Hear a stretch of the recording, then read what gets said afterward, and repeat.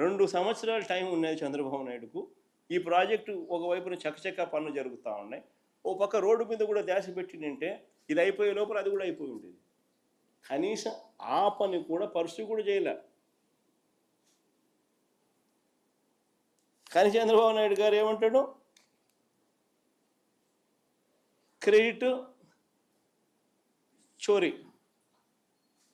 తాను తన civil aviation minister వీళ్ళ వల్లనే వచ్చింది అన్నట్టుగా బిల్డప్. అది వీళ్ళు ఏం చేసినారు? అది వీళ్ళు ఏమన్నా చేసినారా? ఒక పర్మిషన్ తెచ్చినారా? ల్యాండ్ అక్విజిషన్ చేసినారా?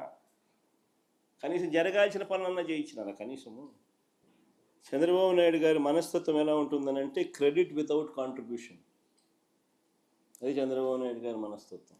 ఎవడో చేస్తే క్రెడిట్ మాత్రం తాను తీసుకునే దానికి ఏమాత్రం సంకోచం లేకుండా, కళ్ళార్పకుండా అబద్ధాలు అడగలుగుతాడు. సంకోచం లేకుండా క్రెడిట్ తన ఖాతాలోకి వేసుకునే ప్రతి ప్రయత్నం చేస్తాడు.